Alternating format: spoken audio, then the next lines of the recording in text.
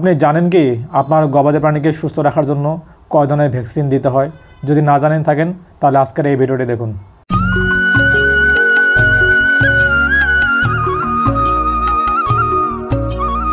আসসালামু আলাইকুম ভিউয়ার্স, রবি agro YouTube channel এবং ফেসবুক পেজ থেকে আপনাদের সবাইকে স্বাগতম। অনেক খামারি ভাই বোন জানতে যাচ্ছেন আমার গবাদি প্রাণীকে কী ধরনের বা কয় ধরনের ভ্যাকসিন দিতে হয়। বর্তমানে যেহেতু রোগবালাই এলএইচডি রোগ ছড়িয়ে পড়ছে, এজন্য অনেক চাচ্ছেন সরকারিভাবে এলএইচডির কোনো ভ্যাকসিন আছে কি না। চলুন আজকে জেনে নেই বিস্তারিত। গবাদি প্রাণীকে সুস্থ রাখার জন্য বর্তমানে 5টি রোগের ভ্যাকসিন দিতে হয়। এর মধ্যে হচ্ছে ভাইরাস 2টি, বাকিগুলো হচ্ছে ব্যাকটেরিয়াল রোগ। গবাদি প্রাণীকে রোগমুক্ত রাখতে নিয়মিত টিকা প্রদানের কোনো বিকল্প নেই। আবার নিয়মিত টিকা সেবন প্রাণীর মৃত্যু ঝুঁকি এড়াতে অত্যন্ত গুরুত্বপূর্ণ প্রতিষেধক হিসাবে কাজ করে। তাই খামারিদের বিভিন্ন বড় বড় রোগব্যাধি থেকে রক্ষা করতে গেলে অবশ্যই টিকা সেবনের প্রতি যত্নবান এবং দায়িত্বশীল হতে হবে। বর্তমানে গবাদি প্রাণীকে বছরে যে 5 ধরনের টিকা দেওয়া হয় তা হলো 1 নম্বরে তরকা, 2 নম্বর বাদলা, 3 নম্বর খোরা রোগ, 4 নম্বর গলা ফুলা এবং 5 নম্বর হচ্ছে এলএসডি লাম্পি স্কিন ডিজিজ।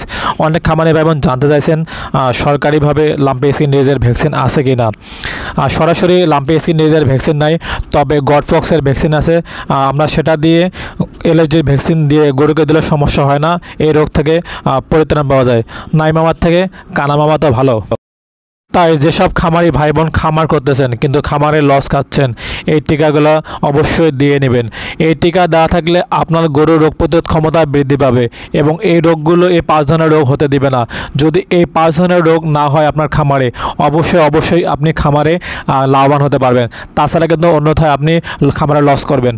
যদি আপনার গরুকে নিয়মিত সুস্থ সবল দেখতে চান, খামারে রোগবালাই কম চান, তাহলে অবশ্যই এই 5 ধরনের টিকা নিয়মিত দেবেন। তাহলে আপনার খামারে রোগবালাই কম হবে এবং আপনি আর্থিকভাবে স্বাবলম্বী এবং লাভবান হতে পারবেন। আমি অন্য কোনো ভিডিওতে আপনাদের দেখাবো কিভাবে কয় মিলি গরুকে ভ্যাকসিন দিতে হয়, কখন প্রয়োগ করতে হয়, ভ্যাকসিন দেওয়ার নিয়মাবলী। আজ এ পর্যন্তই। আপনারা ভালো থাকেন, সুস্থ থাকেন। অন্য কোনো নতুন কোনো ভিডিও নিয়ে উপস্থিত আপনাদের সামনে। আল্লাহ হাফেজ।